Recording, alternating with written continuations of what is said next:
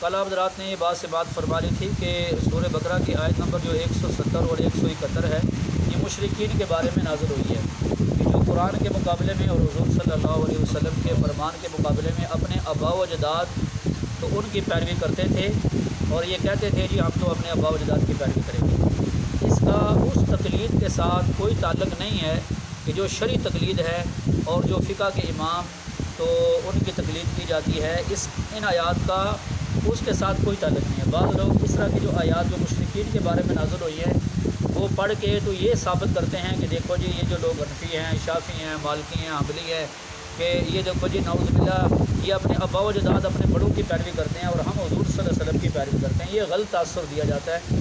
تو آپ نے سن لیا تھا کہ ان آیات کا تعلق ان کے ساتھ ہے، مشرکین کے ساتھ ہے۔ باقی جو فقہ کے اماموں کی تقلید کی جاتی ہے وہ عین شریعت کا حکم ہے اور وہ اللہ اور اس کے رسول صلی اللہ علیہ وسلم ہی کا حکم ہے، اس وجہ سے ان کی تقلید کی جاتی ہے۔ اس کی وجہ یہ سمجھیں کہ تقلید کا مطلب کیا ہوتا ہے۔ تقلید کا مطلب یہ ہوتا ہے کہ کوئی بندہ جو دین اور شریعت کے دلائل کے اندر مہارت رکھتا ہو، اللہ نے اسے مہارت عطا فرمائی ہو، دین کا گہرا علم عطا فرمایا ہو، تو اس کی بات کو، اس کا جو مسئلہ اس نے بیان کیا اس کو مان لینا اور اس سے دلیل کا مطالبہ نہ کرنا۔ دلیل کا مطالبہ اس لیے نہیں کیا جاتا، اس کی وجہ یہ ہے کہ دلیل کی باریکیوں کو سمجھنا ہر بندے کے بس کی بات نہیں ہے۔ بعض باتیں علمی ہوتی ہیں اور بعض علمی باریکیاں ہوتی ہیں، ہر بندے کو سمجھنا یہ اس کے لیے مشکل ہوتا ہے۔ جیسے ایک MBBS ڈاکٹر جو ہوتا ہے نا، MBBS ڈاکٹر اگر وہ دوائیوں کے بارے میں تفصیلات عام جاہل بندے کو بتانا شروع کرے تو وہ تو پاگل ہو جائے گا، کیونکہ جو اس کا فن ہے، جو اس کی مہارت ہے، اس کو اس کے فن والا ہی سمجھ سکتا ہے۔ لہٰذا وہ صرف MBBS ڈاکٹر کیا کرتا ہے، وہ بیماری کی تشخیص کر کے دوائی دے دیتا ہے کہ آپ اس کو جا کر کھا لیں تو انشاءاللہ آپ کو شفا ملے گی۔ ایسی بات ہے نا۔ تو چونکہ دلیل کی باریکیوں کو سمجھنا ہر بندے کا کام نہیں ہوتا، اس وجہ سے فقیہ سے دلیل کا مطالبہ نہیں کیا جاتا، لیکن دلیل ان کے پاس موجود ہوتی ہے۔ اس کا مطلب یہ نہیں کہ دلیل ان کے پاس موجود نہیں ہوتی۔ اتنی بات آپ کو سمجھ آئی کہ نہیں آئی؟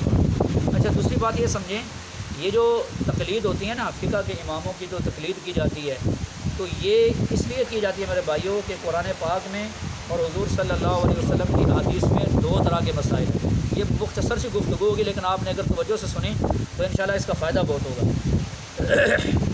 دلائل دو طرح کے ہیں، مسائل دو طرح کے ہیں۔ بعض مسئلے وہ ہیں جو بالکل واضح ہیں، بات سمجھا رہی ہے، جن کو کہتے ہیں مسائل منصوصہ، یعنی بالکل واضح ہیں۔ مثلا یہ قرآن میں حکم آ گیا تو نماز قائم کرو، تو یہ بات واضح ہوگی، زکوٰۃ ادا کرو، بات واضح ہوگی۔ اس طرح کے بہت سارے مسائل ہیں۔ اور بعض مسائل قرآن و حدیث میں وہ ہیں جو منصوص نہیں ہیں، یعنی ان کے بارے میں قرآن میں اور حدیث میں کوئی وضاحت نہیں آئی، لیکن قرآن حدیث کے اصولوں سے ان مسائل کا حل نکلتا ہے۔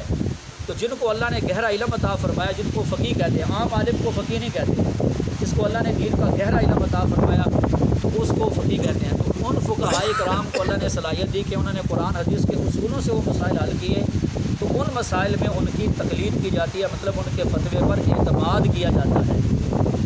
باقی مسئلہ وہ قرآن کا ہی ہوتا ہے، مسئلہ حدیث کا ہی ہوتا ہے، لیکن چونکہ ان لوگوں کا احسان ہوتا ہے کہ ان لوگوں نے وہ مسئلہ حل کر کے بتا دیا، لہٰذا وہ ان کی طرف منسوب ہو جاتا ہے۔ آپ کو بات سمجھ آئی کہ نہیں آئی؟ فرض کریں بخاری شریف ہے، اب صحیح بخاری امام بخاری رحمۃ اللہ علیہ نے لکھی ہے، اب یہ نبی علیہ السلام کی حدیثیں انہوں نے جمع کی ہیں، ہم کہہ دیتے ہیں یہ صحیح بخاری ہے، امام بخاری کی کتاب ہے۔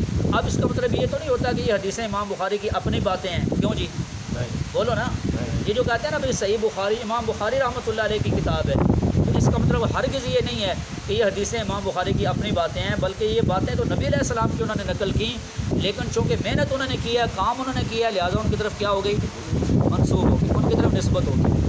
تو بالکل ایسے قرآن حدیث سے جو مسائل قرآن حدیث کے اصولوں سے حل ہوتے تھے، وہ جن فقہاء کرام نے ان کا حل نکالا تو وہ مسائل ان کی طرف منسوب ہو گئے، اور یہ کہا گیا یہ فقہ حنفی ہے، یہ فقہ شافعی ہے، یہ فقہ مالکی ہے، یہ فقہ حنبلی ہے۔ اب ہم کو بالکل کھلم کھلا جو لوگ اس چیز کا انکار کرتے ہیں، ہم ان کے سامنے ایک سادہ سی بات رکھتے ہیں، یہ تو دیکھیں ذرا بات سمجھے نا، دیکھیں مسئلہ سمجھ آ جائے نا پھر پریشانی نہیں ہوتی۔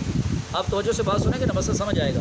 ہم کہتے ہیں یار بات یہ ہے نا، ہمیں تو جس چیز کی ضرورت ہے ہمیں تو وہ چاہیے نا۔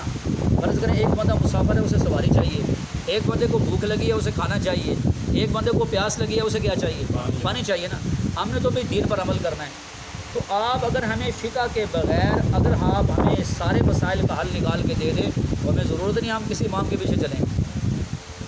آپ ہمیں واضح واضح لفظوں میں قرآن کی آیتوں میں اور حدیثوں میں وہ مسئلے دکھا دیں تو ٹھیک ہے بسم اللہ، ہم کسی امام کو تقلید نہیں کریں گے۔ بات سمجھائی کہ نہیں آئی؟ تو جب یہ بات واضح ہے کہ ہر مسئلہ قرآن میں نہیں ہے تفصیلی طور پر، ہر مسئلہ حدیث میں تفصیلی طور پر نہیں ہے، تو اب ہمیں ضرورت تھی کہ ہم کسی ایسے امام کے پیچھے چلیں جو ان مسائل کا ماہر ہے اور قرآن حدیث کے اصولوں سے اس نے مسائل ہمیں بتائیں۔ جیسے کئی بار مثال دے کر آپ کو بات سمجھائی گئی کہ دیکھیں پوری حدیث میں ایک مسئلہ آ گیا کہ اگر آپ کے سامنے کھانے کی چیز پڑی ہوئی ہے پینے کی، اس میں اگر مکھی گر جائے تو حدیث میں نبی علیہ السلام نے اس کا حل بتایا، اس کو ڈبو کے پھینک دو، اس کے بعد تمہارا دل کرے تو اس کو استعمال کر لو، نہ دل کرے تو استعمال نہ کرو۔ یہ مسئلہ تو حل ہو گیا۔ اب یہ موسم ہے گرمیوں کا، ہم نے پانی پینا ہے، شربت پینا ہے، پیاس لگی ہوئی ہے، ہاں جی سامنے پینے کی کوئی چیز پڑی ہو، اس میں جگنو آگے گر گیا یا اس میں مچھر آگے گر گیا تو موڑی آگے گر گئی، یا کوئی اور اس طرح کا چھوٹا جانور آ کر گر گیا، تو اب میرے بھائی آپ پوری حدیثیں کتابیں کھول لیں، کسی میں بھی آپ کو مچھر کا مسئلہ نہیں ملے گا، جگنو کا مسئلہ آپ کو نہیں ملے گا۔ بات سمجھا رہی ہے کہ نہیں آ رہی؟ ان چیزوں کا مسئلہ آپ کو نہیں ملے گا۔ تو یہ پھر فقہاء نے بتایا بھی اصل بات یہ ہے کہ مکھی ایک ایسا جانور ہے جس میں بہنے والا خون نہیں ہے، لہٰذا ہر وہ چیز جس میں بہنے والا خون نہ ہو اس کا یہ مسئلہ ہے۔ مطلب خون تو ہوتا ہے لیکن تھوڑی مقدار میں ہوتا ہے، بہتا نہیں ہے، جہاں نکلتا ہے وہیں جم جاتا ہے، تو لہٰذا ہر وہ چیز جس میں بہنے والا خون ہے اس کا یہ مسئلہ ہے۔ اب یہ بتاؤ یہ مسئلہ تو تھا لیکن ہر بندے کو معلوم نہیں تھا، لہٰذا اصل بات یہ ہے، یہ بات آپ کو سمجھ آئی کہ نہیں آئی؟ جو مسائل قرآن حدیث میں واضح نہیں ہیں ان مسائل میں ان ائمہ کی تقلید کی جاتی ہے، اور تقلید کا مطلب یہ نہیں ہوتا کہ یہ ان کے اپنے مسائل ہوتے ہیں، وہ مسائل اللہ رسول صلی اللہ علیہ وسلم کے ہوتے ہیں، لیکن ان کا احسان ہوتا ہے کہ وہ حل کر کے ہمیں بات سمجھ آ رہی ہے کہ نہیں آ رہی؟ دوسری بات یہ ہے کہ اس کا ذکر قرآن کے اندر بھی ہے۔ اب آپ نے صبح جو تعلیم بالغہ میں آپ سبق پڑھ رہے تھے تو اس میں آپ نے یہ آیت پڑھی ہے، یا ایھا الذین آمنوا اطیعوا اللہ واطیعوا الرسول واولی الامر منکم، اے ایمان والو اطاعت کرو اللہ کی اور اللہ کے رسول صلی اللہ علیہ وسلم کی، اور جو تم میں سے کاموں کے والی ہیں ماہر ہیں ان کی بھی تم اطاعت کرو۔ ابھی اولی الامر سے مراد سیدنا عبداللہ بن عباس رضی اللہ عنہ فرماتے ہیں اس سے دو قسم کے لوگ مراد ہیں، ایک عادل حکمران اور دوسرا دین کے سمجھ رکھنے والے علماء اور فقہاء۔ بات سمجھ آ رہی ہے کہ نہیں آ رہی؟ اب یہ بات واضح ہوگی، علماء فقہاء اس سے مراد ہیں۔ اب یہ اللہ خود قرآن میں فرما رہے ہیں کہ اللہ کی بھی اطاعت کرو، اللہ کے رسول صلی اللہ علیہ وسلم کی بھی اطاعت کرو، علماء فقہاء کی بھی اطاعت کرو۔ اب کسی کو حق بنتا ہے کہ وہ اس کے ساتھ اختلاف کرے؟ بولو نا یار۔ اور ایک مزے کی بات آپ کو بتاؤں، میں نے الحمدللہ صحیح بخاری پر باقاعدہ یہ نشان لگا کے رکھے ہوں کہ اگر کوئی بندہ دیکھنا چاہے تو وہ دیکھ لے۔ عام طور پر لوگ یہ سمجھتے ہیں کہ صحیح بخاری حدیث کی کتاب ہے، یہ غلط فہمی ہے۔ صحیح بخاری حدیث کی بھی کتاب ہے، اس میں امام بخاری رحمۃ اللہ علیہ نے حدیثیں بھی نقل کی ہیں، ساتھ صحابہ کرام رضوان اللہ علیہ مجمعین کے بہت سے اقوال بھی نقل کیے ہیں، اور تابعین کے بھی بہت سارے اقوال نقل کیے ہیں، اور بہت سارے فقہاء کے بھی اقوال نقل کیے ہیں، اور ساتھ کوئی دلیل ذکر نہیں کی۔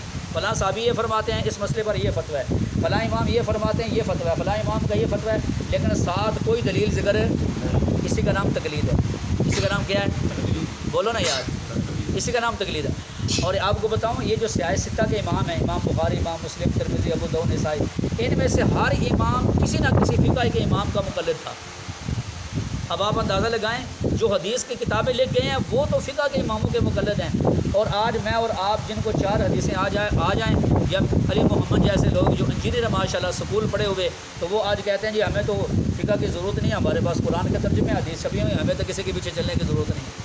تو پھر وہی سادہ سی بات جو میں نے کی تھی، ہم وہی بات ان کے سامنے رکھتے ہیں کہ آج میدان میں ماشاء اللہ پتہ چل جائے گا کہ آپ کے اندر کتنا پانی ہے اور آپ جو ہے نا وہ کتنا آپ کے پاس علم ہے۔ تو مقصد یہ ہے میرے بھائیوں کہ اس کے بغیر دین پر عمل کرنا مشکل ہے، دین پر عمل کرنا مشکل ہے۔ اب ایک آخری مثال دیکھتا ہوں، دیکھیں کہ فقہ جو ہے نا، فقہ امام بخاری رحمۃ اللہ علیہ کا فرمان ہے، آپ فرماتے ہیں کہ فقہ کو لازم پکڑ لو کیونکہ وہ حدیث کا پھل ہے، فقہ کو لازم پکڑ لو کیونکہ وہ حدیث کا۔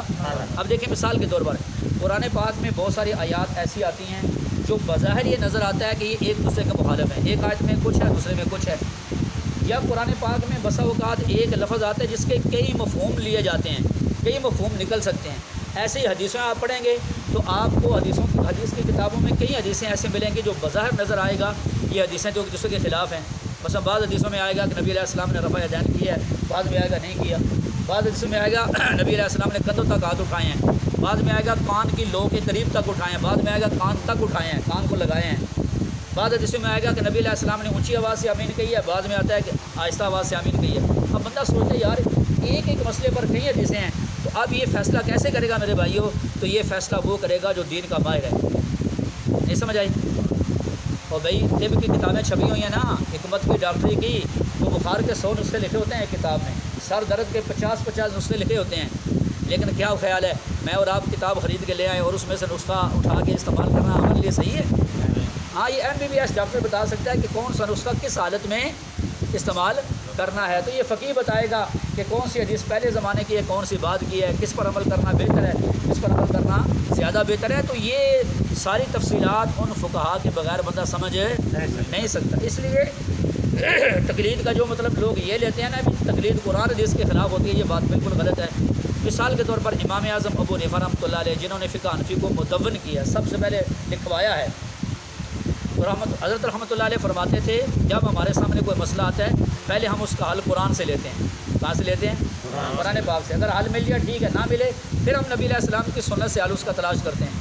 اگر وہاں سے مل گیا ٹھیک ہے، نہ ملے پھر صحابہ کرام کے اقوال سے اس کو حل کرتے ہیں۔ وہاں سے نہ ملے پھر ہم اجتہاد کرتے ہیں۔ اجتہاد کا بھی مطلب ہے جو میں نے عرض کر دی ہے کہ قرآن حدیث کے اصولوں سے اس کو حل کرتے ہیں۔ اب یہ بتائیں اس میں کوئی بات غلط ہے؟ یہ مطلب ہوتا ہے۔ لیکن اس طرح کے مشرکین کی جو آیات ہیں تو یہ اس طرح کے موقع پر فٹ کرنا یہ بالکل ایسے ہی ہے کہ جیسے اللہ معاف فرمائے خارجی لوگ جو ہے نا وہ کافروں کی آیتیں مسلمانوں پہ فٹ کر کے جائز سمجھتے ہیں، تو یہ بات بالکل ایسی ہے۔ اللہ تعالیٰ ہمیں صحیح مسائل کو سمجھنے کی اور عمل کی توفیق عطا فرمائے۔